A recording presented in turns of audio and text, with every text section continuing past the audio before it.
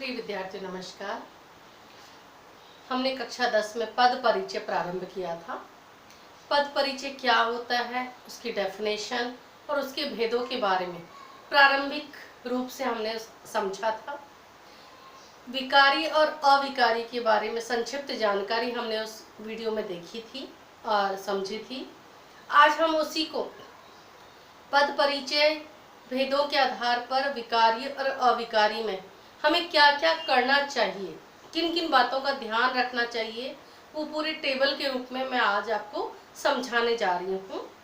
तो इस वीडियो में हम देखेंगे कि विकारी और अविकारी वाले जितने भी पद हैं जिनका पद परिचय किया जाता है, उन पदों में क्या क्या हमें प्रयोग में लेना चाहिए, पद परिचय करते वक्त किन किन बिंदुओं को ध्यान में रखना चाहिए, क्या क्या हमें परिचय करके बताना चाहिए। आइए देखते हैं। देखिए, सबसे पहले पद परिचय हो चुका था कि वे पद का नाम, गुण, प्रकार आदि के बारे में सूचना देना ही पद परिचय कहलाता है। मैंने आपको बताया था कि पद परिचय में विकारी और अविकारी दो प्रकार के भेद होते हैं। यानी विकारी में संज्ञा, सर्वनाम, विशेषण और क्रिया चार तरह के पद होते हैं।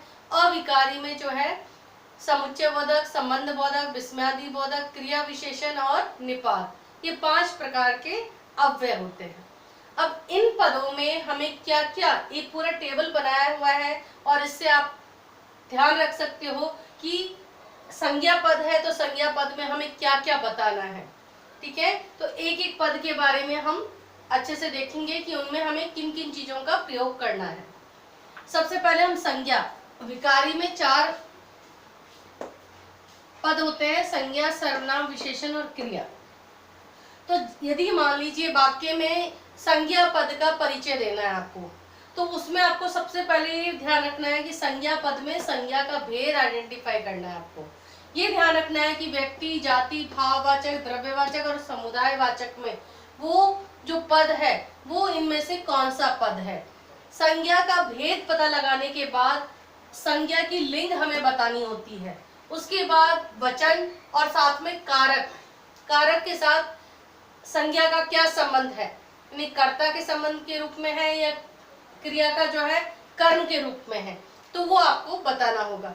तो ये ध्यान रखना है कि संज्ञा का यदि पद है उसका परिचय देना है तो सबसे पहले वो उसका उपभेद क्या है, उपभेद बताने के बाद उसका लिंग बताना है, फिर वचन बताना है और क्रिया का कर्ता के साथ संबंध है या फिर क्रिया का कर्म के साथ संबंध है, वो आपको उसमें बताना है।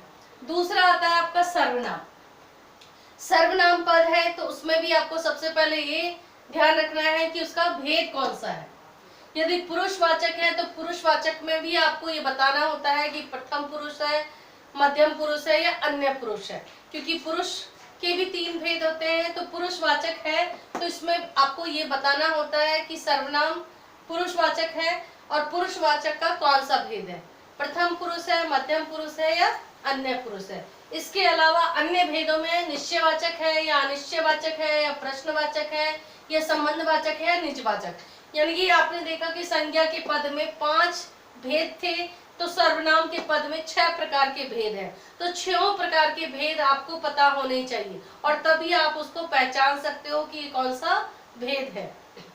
तो आपने देखा कि 6 भेद हैं। भेद का पता लगाने के बाद फिर उसका लिंग, वचन, कारक और वही क्रिया का कर्ता है या क्रिया का कर्म है, ये भी आपको बताना है।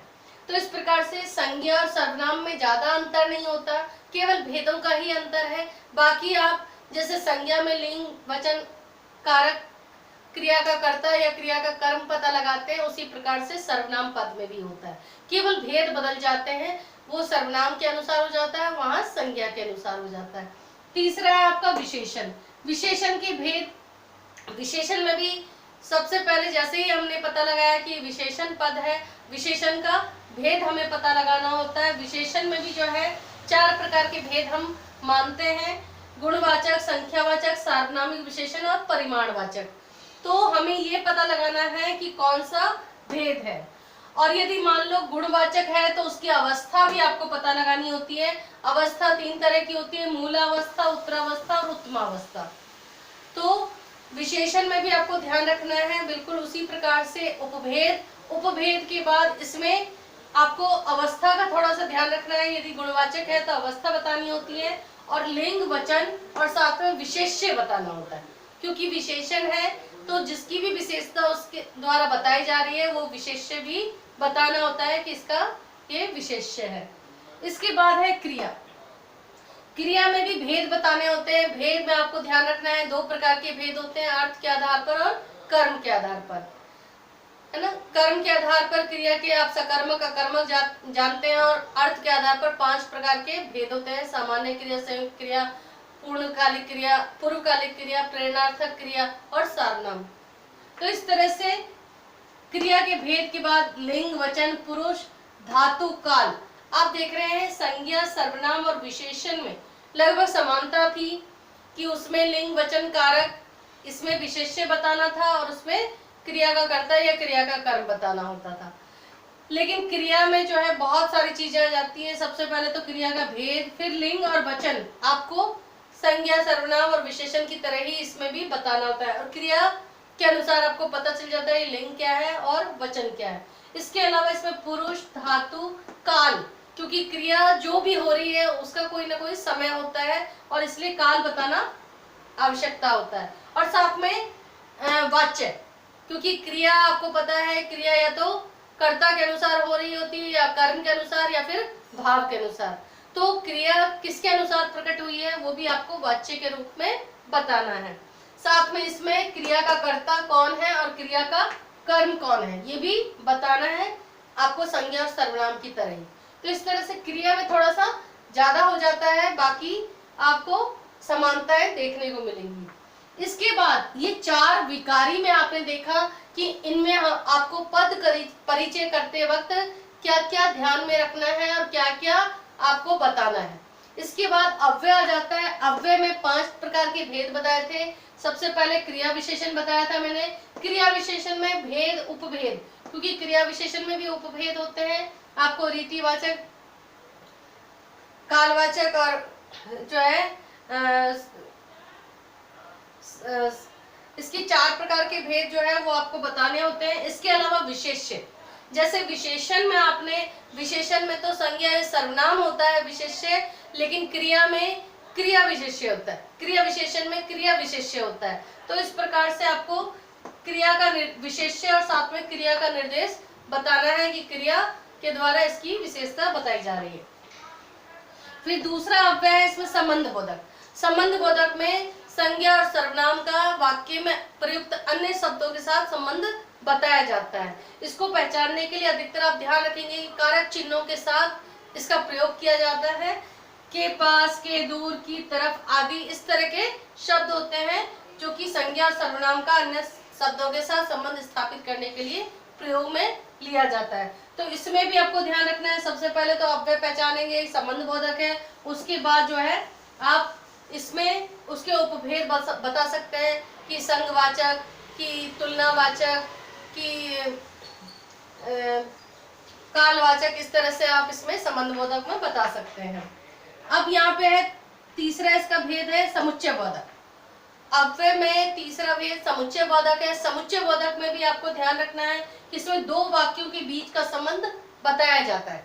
2 वाक्यों के बीच का, वहां था संज्ञा और सर्वनाम के साथ अन्य शब्दों के बीच में संबंध बताते हैं संबंध बोधक में, लेकिन समुच्चय बोधक में 2 वाक्यों के बीच का संबंध दिखाई देता है। इसमें समुच्चय बोधक शब्द होते हैं जैसे और, तब, इसलिए, लेकिन, बहुत सारे शब्द हैं समुच्चय बोधक। तो इन शब्दों का आपको समानाधिकरण या व्याधिकरण के अनुसार जो है उपभेद में आपको बताना होता है कि हमें विरोध सूचक है, परिणाम सूचक है, इस तरह से विभाजक के रूप में है, संयोजक के रूप में है। इसके बाद आता है विस्मयादि बोधक। विस्मयादि बोधक में आपको ध्यान रखना है कि विस्मय, हर्ष, घृणा, दुख, पीड़ा का भाव जो है प्रकट किया जाता है। इसको ध्यान रखने के लिए आप ये चिन्ह का ध्यान रख सकते हैं कि इन शब्दों के साथ चिन्ह का प्रयोग होता है और उसके शब्दों के प्रयोग के अनुसार, यानी वाक्य में शब्दों के प्रयोग के अनुसार आप बता सकते हैं कि हर्ष सूचक के रूप में है, कि प्रशंसा सूचक के रूप में है, या शोक या दुख या पीड़ा के रूप में है। तो इस तरह से आप इन शब्दों का प्रयोग भाव के अनुसार प्रकट कर सकते हैं। फिर है आपका अव्यय में निपात। अगर शब्द किसी बात पर ज्यादा भार या बल दर्शाता है तो वहां निपात होता है, उसे हम निपात कहते हैं। और ये निपात शब्द जो है भी, तो, तक, ही, भर आदि होता है। यानी कि ये वाक्यों में किसी शब्द पर ज्यादा बल देने के लिए या किसी कार्य पर ज्यादा बल देने के लिए निपात का प्रयोग किया जाता है। जैसे तुम ही जाओगी, तो यहाँ पे ही शब्द जो है वो निपात है। तो यहाँ पर निपात को प्रकट करने के लिए बस हमें इतना बताना होता है कि अव्यय है, निपात है, और इसको जो है इस कार्य या शब्द के लिए जो है बल प्रदान करने के लिए प्रयोग में लाया गया है। तो इस तरह से आपने देखा है कि पद परिचय में सबसे पहले आपको इतना ध्यान रखना है कि पद परिचय किन किन शब्दों का दिया जाता है। तो विकारी में आपको मैंने बताया, और इसके अलावा अविकारी यानी अव्यय में आपको मैंने ये 5 भेद बताए, और उनमें हमें क्या क्या बताना होता है पद परिचय करते वक्त, इन चीजों का, यानी कि हमें संज्ञा शब्द का पद परिचय देना है तो आपको उसके भेदों की पूर्ण जानकारी होनी चाहिए। पद को पता लगाने के बाद में जैसे है कि राहुल बाजार जाता है, यहाँ पे राहुल शब्द पे रेखांकित है और राहुल संज्ञा शब्द है, तो आपको इसका पद परिचय करते वक्त बताना है कि राहुल संज्ञा है, राहुल व्यक्तिवाचक है, देन व्यक्तिवाचक के बाद राहुल पुल्लिंग है, फिर राहुल बाजार जाता है, क्रिया के अनुसार आपको पता चलता है कि राहुल एक वचन है, ठीक है, और बाजार जाता है यानी कौन जा रहा है, राहुल जा रहा है, तो राहुल क्या है, यहाँ पे क्रिया का करता है। तो इस प्रकार से आपको पूरा डिटेल करके बताना होता है पद परिचय में। बिल्कुल इसी प्रकार से आपको सर्वनाम का, इसी प्रकार से विशेषण का, इसी प्रकार से क्रिया का, यानी कि आपको सबके उपभेद अच्छे से समझने हैं। इसको आप फ्लो चार्ट बना के भी याद रखने के लिए कर सकते हैं। यानी संज्ञा के जितने भी भेद हैं, सर्वनाम के जितने भी भेद हैं, विशेषण के भेद और अवस्थाएं, इसके अलावा आपको क्रिया के भेद, उपभेद, और साथ में उसमें धातु और इनको पहचानना, पुरुष को पहचानना, साथ में वाच्य को पहचानना। वाच्य भी आपके कक्षा 10 में व्याकरणिक विषय का जो है टॉपिक है, ये भी आपको क्रिया को पहचानने में काम आता है। तो इस प्रकार से पद परिचय आप कर सकते हैं। धन्यवाद।